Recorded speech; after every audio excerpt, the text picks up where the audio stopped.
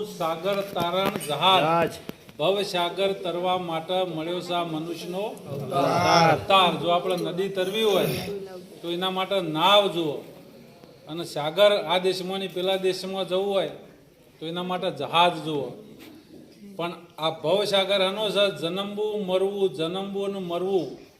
એ ઘડી ઘડી પુનરપી જનનમ પુનરપી મરણમ પુનરપી જનની જઠરાગ્ને શયનમ, આ વન ભવ સાગર કીધું. આપણે અનાદિકાળથી ઘડી ઘડી જન્મીએ છીએ અને ઘડી ઘડી મરીએ છીએ અને ઘડી ઘડી યાતનાઓ ભોગવીએ છીએ.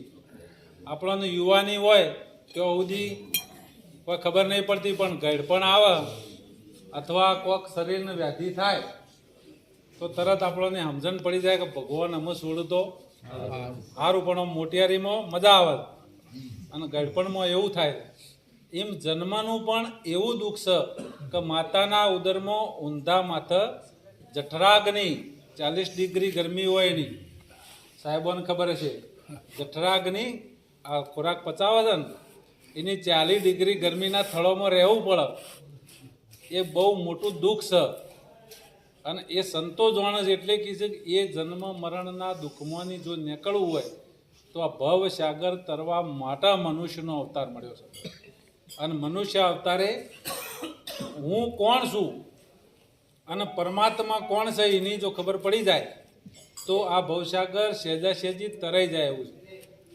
આપણે જે બધા ભક્તિ ભજન માટે જે પણ પ્રયત્નો કરીએ છીએ એ બધું અનુમાનિત છે, અનુભવનું નહીં. અને જે દાડે પરમાત્માનો અનુભવ થઈ જાય એ દાડે આપણે ને પરમાત્મા બે ના આવે. માટલાને જે દાડે ખબર પડે કે હું માટી છું, એ દાડે એનું ફૂટવાનું, તૂટવાનું, ઊનું થવાનું, ટાઢું થવાનું બધું મટી જાય. દાગીનામાં એવું હોય, દાગીનાને ખબર પડે કે હું હોનું છું, એ દાડે બધું દુઃખીનું મટી જાય. એમ આપણને ખબર પડે ને કે હું બ્રહ્મ છું, એ દાડે બધા ભવનું દુઃખ જાય, પણ પોતાનો અનુભવ થાય તાણ. બાકીના અનુમાન છે, અનુમાન કા આશરા છોડ દે, બંદે ઉલટ ઘર અપના લે. કહે કબીર बिना देखे जाप जपे वो तो रैन का सपना.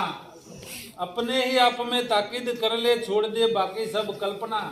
કહે કબીર દેદાર તો પ્રગટ પાયા, ફિર જાપ કિસકા જપના.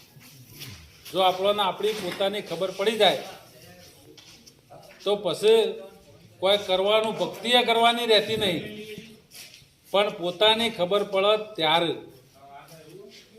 એક આવું ગોમ હતું અને એમાં એક બહાર રહેતા હતા ને એક વણિયાની દુકાન હતી મહેલાના નાકર.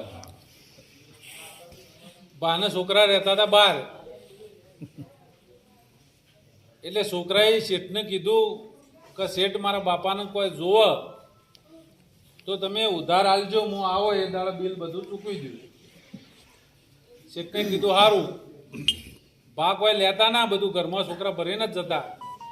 પણ એક ફેર ગોળ થઈ રહ્યો હતો ને સંતો આયા, ચા મેલું હતું. ભાવ ગોળનો એ વખત ઓછો હતો. એક ભા દોડતા દોડતા બાપડા મહેલાની નોકા દુકાન હતી. એટલે કે શેઠ 1 રૂપિયાનો ગોળ આલજો. તે શેઠને 1 રૂપિયાનો ગોળ આલ્યો કે રૂપિયો થોડો ટેકાવજો, પછી પૈસા છોકરો આવશે. એક હાલશે કે કોઈ વાંધો નહીં ભા, છોકરો કઈ ગયો છે તે તાર જો. તે ચા મેલીને સંતોને પાયો અને પછી સંતો જતા રહ્યા. એક આ ભા શેઠની દુકાને બેબાનો કાયમીઓને ટેવ. એટલે ભા બેઠા હતા ને છોકરું, શેઠનું છોકરું હતું, એરિયો ચોપડો લઈને બેઠેલો પેલો ખાતા વાયનો. એક અરે ભાનું જ ખાતું એને કાઢેલું. અને છોકરું પેન લેવા જાય, પેલા શેઠ પેન લઈ લી કરવા દે, મલ ઈટો ના કર. એક છોકરું રોવા માંડ્યું, પછાડ્યો કરવા માંડ્યું. એક ભાગી શેઠ હાલો કે હિન્દી પેનમાં છોકરું રોતું સોનું રે. એટલે કે શેઠ કી ભાઈ આ ખાતા વાયમાં કોઈક લખાય. કે ભાને કીધું હું લખું છું બેટા તાર? એ કે મારે એક મેડું કરવું છે શૂન્ય. એટલે ભાને કીધું કરવા દો. શેઠ કી ખાતું તમારું છે ભા, અને એમાં મેડું કરશે આ રહ્યો. કે મેડમ હું એક મેડું કરવા દો એમ કહીને તમારું છોકરું સોનું રહે. એટલે કે કર દાણ હાલ્યું. તે પેલો એકલો લસેલો હતો ને એનું મેડું એકલા ચેડી મેડું કર્યું અને એવીથી રોજ ભાત ઉગવાનો જોય અને રોજ આ છોકરો હઠ પકડા અને એકલા ચેડી 4 મેડો કરાવડાય. ખાસો સમય જતો રહ્યો પછી છોકરો આવ્યો. છોકરાએ પૂછ્યું કે શેઠ મારા બાપાએ કોઈ લીધું હોય તો કહેજો હું આપી દઉં. કે ભાઈ 10,000 રૂપિયા. 10,000 રૂપિયાનું શું લીધું છે કે ગોળ લઈ જાય કે કોઈ નાત બારમું કર્યું નહીં અને 10,000 રૂપિયાનું છોકરો બાપડો તો એ ઘેર જોવો અને ઘેર પૂછ્યું કે બાપા શેઠના એથી કોઈ લીધું હતું એક હો ભાઈ 1 રૂપિયાનો ગોળ લાવ્યો હતો કે 10,000 રૂપિયાનો ગોળ લસ્યો હતો કે ના હોય. 2 જણા જ્યાં દુકાન એક શેઠને કીધું કે ભાઈ 10,000 રૂપિયા કે ભાઈ લસ્યું હોય અંસાય 4 જણા ગોમના ભેળા કર જેમ લસ્યું છે એમ જ અંસાય. એક ડોહો છોકરાને જલીને ગયા લઈ જાય. છોકરો કે હું છે બાપા એ કે શેઠનું છોકરું 4 ફેરા મેં સોનું રાખ્યું એનું આ બધા મેડો છે. કેવું કરશું બાપા ચૂકવવા પડશે ને કે આપણી આબરૂનો સવાલ પણ છે કદી ધારધીર કરશે નહીં. એ કે બાપુ હોશિયાર હતા. જે ગુરુમુખી હોય ને એને તમામ પ્રકારનું જ્ઞાન હોય બધા પ્રકારનું કે એવી રીતે આલી દેવા નહીં કે એક કોમ કર શેઠનું છોકરું મી સોનું રહે છે તો કાલીની પેઢી આગળ જઈ અને તું રોન પસાડો કૂટવા માંડ અને પછી હું આવો શેઠને કોઈ એ વખત તારે એમ કહેવાનું કે એકલો ચેકી નાખો. ત્યાં નોકરી કરતો તો એવડો મોટો છોકરો શેઠની પેઢી આવે રોવા માંડ્યો. શેઠ કે ભાઈ મારે પેઢીને આબરૂ બગાડે છે તું સોનો રે તાર શું કરવું છે. પણ પેલો વધારે ને વધારે રોવા માંડ્યો. એ કે પેલો ડોહો જો કે શેઠ મેં તમારો 4 ફેરા સોનો રાખ્યો મારો 1 ફેરા રાખવા પણ એ કેમ કરું પણ કે કે મારું ખાતું કાઢો શેઠ એવું કે એક જ દાન કરો જે કરવું છે કે હા એક જ દાન કાઢો ખાતું કાઢ્યું કે એકલો છે ને એને ચેકી નાખો આગળ પેલાની કોઈ કિંમત રહી. એમ સંતો મહાપુરુષો આપણા મનુષ્ય જન્મનો જે પણ આગળના બધા ભવોનો પ્રારબ્ધ સંચિત અને ક્રિયામન 3 પ્રકારનો કર્મો છે. એ કર્મો ભેળો થયેલો છે અને એ મનુષ્યના અવતારે જ્યારે આપણો દેહ ભાવ મટી જાય આ શરીરનો જે ભાવ છે એ મટી જાય એટલે આપણો હજ જે પણ વર્તેલું છે એ બધો આ શરીરનો દેહ ભાવ એ એકલો છે અને એ એકલો જતો રહે એટલે પછી કોઈ કર્મો આપણે બાકી રહેતો નહીં. આ દેહ ભાવ જ કરાવે છે. ગંગા સતીને કીધું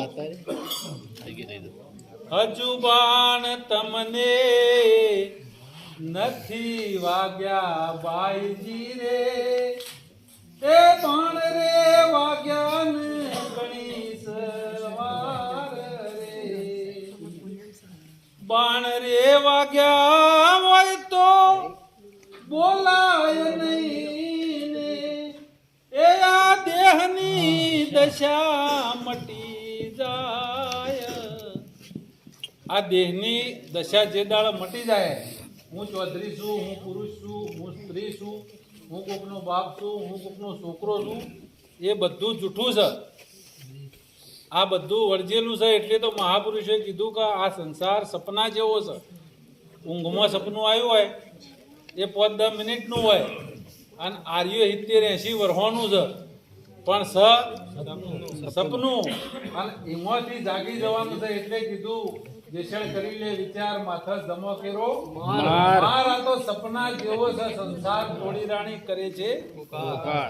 આ સપના જેવો જે સંસાર છે એમાંથી આપણે જાગી જવાનું છે અને જાગવા માટે બધા સંતો કહે છે જાગો જાગો. આપણે જાગીએ તો છીએ રોજ સવારે પણ સ્વરૂપમાં જાગવાનું છે.